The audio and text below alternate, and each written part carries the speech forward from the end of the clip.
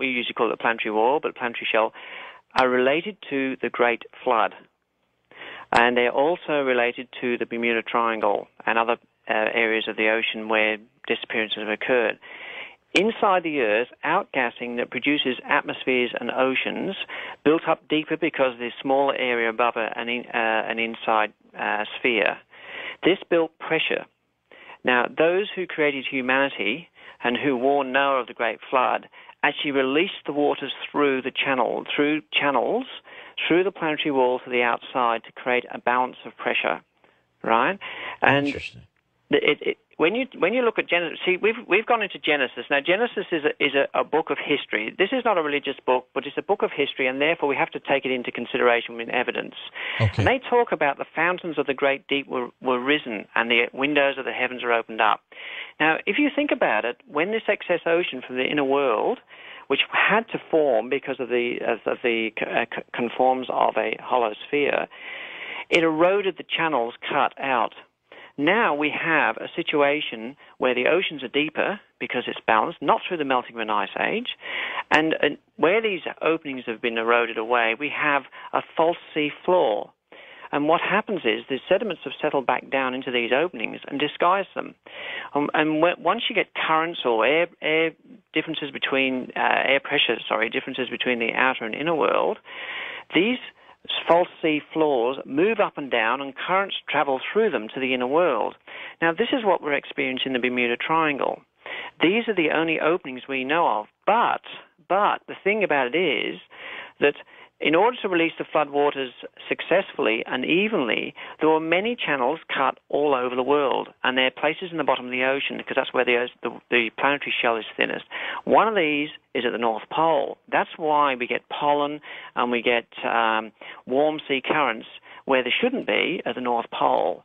But as it being a huge polar hole that we can actually go into, I don't really believe that. I should say we haven't found enough evidence to really support that. We could be wrong in this area. But these holes, the people that actually visit us, the UFO people that actually visit us, come through from the inner world. We don't know exactly where they come through, but we know they cut these channels. They say it in their text that they gave us thousands of years ago. But you believe then some of these channels are blocked at this point? In our book, we go into great detail in our book, and it's a bit hard on a radio program to go into great details, but we did say that some eroded more than others. Do you know the Bonin Trench off Japan? They did a reading in the bottom of the trench there in 1976, I think it was, and they did a reading later, and the floor of the trench had risen nearly 2 kilometers, 1,800 meters. And they said it's almost as if the bottom of the trench is in a state of fluctuation or floating. And that's exactly what's happening. That is because that is not a trench. It's actually an opening through to the inner world. This is where one of the places where the flood waters were released. That's why we get these theories on there being several areas, several evenly spaced out channels all over the world where different funny things happen. So the flood itself that Genesis talks about was done intentionally because they had to relieve, rising ocean levels in the hollow portion of the planet? Well, the whole planet was in a state of imbalance.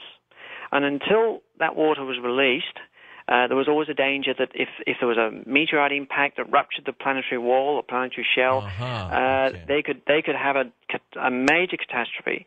So they decided to release it in a careful way. And if you look at the Genesis text, it talks about after the flood, a wind passed over the earth, and then the floodwaters receded. Now, that wind was the excess atmosphere escaping. Once the excess atmosphere escaped, the water was able to return. And one thing that people don't seem to think of when they talk about the Great Flood of Noah is what happened to the water after the flood? It couldn't just dry up. The waters flowed back into the planet. That's what happened. And when it flowed back into the planet, it opened these holes much larger, and then we've got these unstable areas of ocean. What kind of technology did they have for this, which happened thousands and thousands of years ago? For them to have done that, they must have been pretty advanced. Well, that's why in the beginning of the show we were saying how the environment inside the Earth was more friendly for evolution. That meant that they could evolve to intelligence much quicker or overtake us on the outside. So they are thousands of years ahead of us. They're probably listening to this very show right now. Are they Earthlings, or did they come from another system? We have good reason to believe they evolved on the Earth. We have a good reason to believe that. By the way, George, another thing we should get into a bit later on is we've just discovered floods on Mars now, and you've seen all the photos of these flood channels and so on Mars. Oh, sure, cutting their way through, absolutely. Yeah, and, Mars has such a rarefied atmosphere that it can't support water in a liquid form, yet this huge volume of flood, this flood is related to the flood on Earth. It's all to do with the natural evolution of a planet. You think Mars is hollow as well? Oh, absolutely. Yeah, absolutely.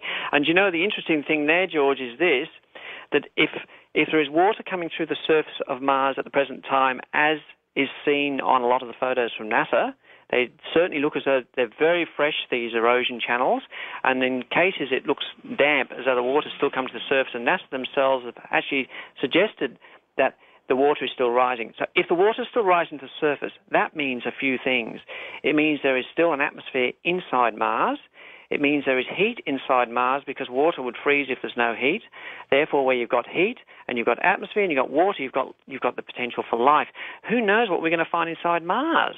Well, that's true. The land of no horizon, you talk about an expanding planet Earth. Explain that. Yes. Obviously, the first stages of an Earth forming is the actual process of the hollow forming inside. But we believe there is a second stage, and that is a stage of expansion. And what happens there is the actual shell of the Earth, under its own gravitational attraction, kind of rolls out like a piece of pastry, and it effectively makes the Earth expand. Now, the process of this is the force we've been looking for to explain continental drift. Now, we know that all the continents were once joined together to form a supercontinent. Continent. Now, this process of the Earth expanding has what's broken up this supercontinent into the pieces that we see today. And what we've found is that 200 million years ago, before there were any ocean basins, all the continents of the Earth today actually created a complete crust of a much smaller Earth, about one-third its size of today. So you believe it's getting bigger and bigger? Yes, that's why we have places like the San Andreas Fault. That is just simply the Earth creaking into shape. That's interesting theory. When we had the tsunami on December 26, what damage, if any, did it do to the hollow portion of the planet? I don't believe it would, because we're talking about a great distance between there and the inside. There was obviously an earthquake of some sort, which was the planet just creaking into shape. Then there was I'm not sure exactly what happened then, because we haven't actually researched into this. But when we consider the thickness of the planetary shell, which we can't confirm exactly how thick it is, I'd be very surprised if it had much of an effect on the inside. However, while we're talking about earthquakes, one real mystery about earthquakes is the earthquake vibrations don't travel through the planet, they travel around it. Now, if a planet is centrally compressed and solid, why doesn't it travel through it? It travels around it. There's a shadow zone. And the Earth, after an earthquake, it rings like a bell.